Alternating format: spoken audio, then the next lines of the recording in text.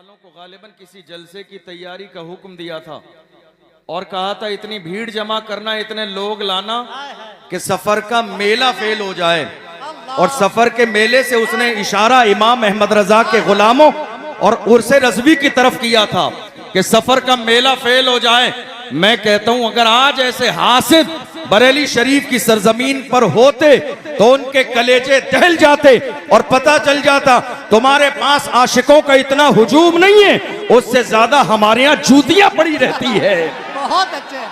तुम सफर के मेले की बात करते हो, सफर का मेला फेल हो जाए, देख नहीं रहे हो?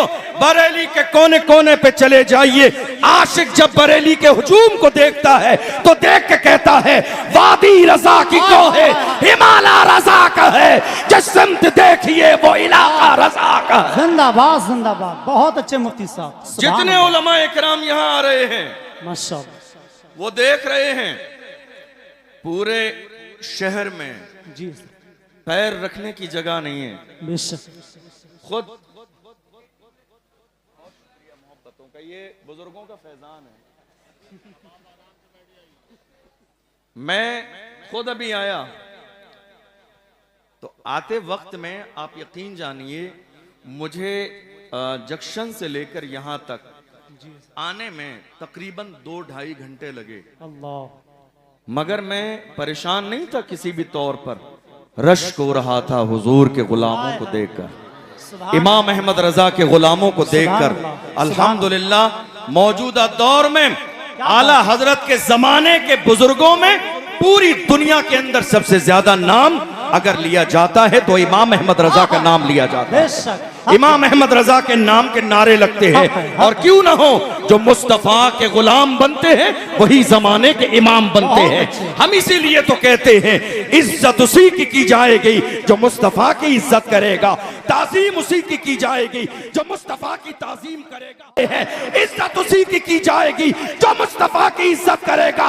और डॉक्टर इकबाल के अंदाज में ऐलान कर रहे हैं कि मोहम्मद से वफा तूने तो हम तेरे हैं, ये जहां चीज है क्या लाहो कलम तेरे है। नारे तकबीर, नारे रिसालत, उर्से रज़वी, जश्न दस्तार फजीलत व इफ्तार। जिंदाबाद। आज हिंदुस्तान की सरजमीन पर हालात हमारी निगाहों के सामने हैं। आपने शुरू से लेकर अब तक जो तकरीर सुनी, मेरी तकरीर का अंदाज थोड़ा सा मुख्तलिफ होगा। मेरी कोशिश हमेशा ये होती है कि हम हालात पर बात करें ताकि हमारी कौम जब मरकज़ अहले सुन्नत से जाए तो ये पैगाम लेकर जाए कि मरकज से हमें डराया नहीं जाता है, बल्कि हमें यह मिजाज दिया जाता है जिंदा रहना है तो फिर मौत से डरना कैसा, जिंदा रहना है तो फिर मौत से डरना कैसा, जंग लाजिम हो तो लश्कर नहीं देखे क्या बात है। जिंदाबाद जिंदाबाद। आज हिंदुस्तान के कोने कोने पर देख लीजिए आप, हालात बिगड़े हुए हैं। जिधर देख लीजिए हुजूर की शान में गुस्ताखी, जिधर देख लीजिए मस्जिदों को तोड़ने की प्लानिंग, जिधर देख लीजिए मस्जिदों पर बिल्डोजर चल रहे हैं, जिधर देख लीजिए मदरसों में ताले लगाए जा रहे हैं, जिधर देख लीजिए हमारे उलमा की जबानें बंद करने की कोशिश की जा रही है। और ये कोई नई बात नहीं है, हर जमाने में ऐसा हुआ है। सलमान साहब कई महीने जेल में रहे और अभी हमारे एक आलिम हजरत मौलाना कमर गनी उस्मानी साहब जेल की सलाखों के पीछे हैं। दुनिया ये सोच रही थी कमर गनी उस्मानी को जेल की सलाखों के पीछे डाल देंगे, हौसले टूट जाएंगे, मगर कमर गनी उस्मानी ने बता दिया मैं उस्मान का बेटा हूँ जिसने सब कुछ रसूलुल्लाह के कदमों पर कुर्बान किया है। मगर दुश्मनों से न कल समझौता था, न आज समझौता है, न सुबह कयामत तक समझौता। जिंदाबाद जिंदाबाद। बहुत अच्छे। आज हमारी कौम का अलमिया ये है कि हमारे लोग भूल गए हैं, जो कौम की क़यादत करते हैं उन्हें लोग भूल जाते हैं। नहीं मेरे अजीजों, प्लान भी कीजिए कमर गनी उस्मानी साहब के साथ और दुआ भी कीजिए अल्लाह उन्हें रिहाई नसीब फरमाए। हम नहीं सोचेंगे तो कौन सोचेगा?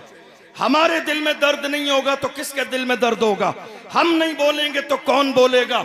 आपको मालूम है मैं हिंदुस्तान के शहरों में अलग अलग जब जलसों में जाता हूँ और इस तरह की बातें खुल के करता हूँ तो कई लोग हमारे स्टाफ के भी और कई दूसरे लोग भी आ जाते हैं डराने के लिए और मुझसे कहते हैं अरे आपकी अभी शुरुआत है, अभी नौजवान है, आप इतना खुल के बोलेंगे, हमें ऐसा लगता है कि आगे कहीं आपके लिए मुश्किल ना हो जाए, आप इतना खुलकर बोल रहे हैं।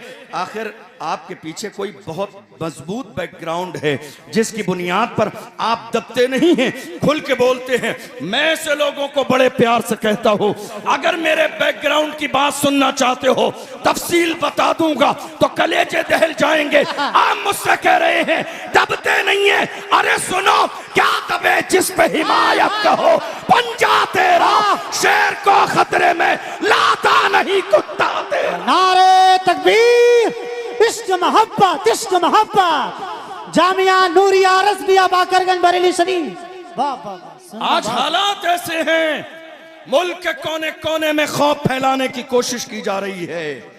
हमारे जवानों के सीने में खौफ पैदा कर दिया गया। अल्लाह। आपकी तवज्जो है मेरी बात पर? जी हजरत। तवज्जो है आपकी? जी हजरत। क्या ऐसा हुआ या नहीं हुआ? जी। क्या खौफ नहीं फैलाया गया? क्या आज खौफ नहीं है लोगों में? है। बाज़ाब्ता प्लानिंग के साथ खौफ फैलाया गया। ये खौफ ही की अलामत है कि हमारी मस्जिदें तोड़ी जा रही हैं और बोलने वाला कोई नहीं है। ये खौफ की ही अलामत है कि संभल की शाही जामा मस्जिद के साथ मंसूबा बंदी के साथ माहौल खराब करने की कोशिश की गई, बोलने वाला कोई नहीं है। ये मंसूबा बंदी ही है जो फतेहपुर के मकबरे पर लोग चढ़ के बेहुरमती कर रहे थे मगर कोई बोलने वाला नहीं था। ये मंसूबा बंदी ही है कि आपने जनवरी और फरवरी में बाज़ाब्ता हमारे लिए बाज़ाब्ता अयोध्या के मेले में हमारे लिए बोर्ड लगा दिए गए, मुसलमानों की एंट्री नहीं होगी। हमसे कहा जाता है नफरत फैलाते हैं, हम नफरत फैलाते हैं। देख लो, मुल्क का सबसे बड़ा उर्स मेरे आला हजरत का उर्स है, कोई बोर्ड लगा कि फुला नहीं आएगा। गरीब नवाज के उर्स में कोई बोर्ड लगा कि फुला नहीं आएगा। मखदूम की छोटा के उर्स में कोई बोर्ड लगा कि फुला नहीं आएगा। हमारे सीने कुशादा है, दिल कुशादा है, घर कुशादा है। और रही बाज़ाब्ता अयोध्या के मेले की बात, तो सुनिए, हमारे लिए बोर्ड लगा दिया गया, तुम्हारे लिए कलमा पढ़ने वालों की एंट्री नहीं है, मगर अल्लाह की शांति को खुदा जो करता है वो बेहतर करता है। बाद में हमें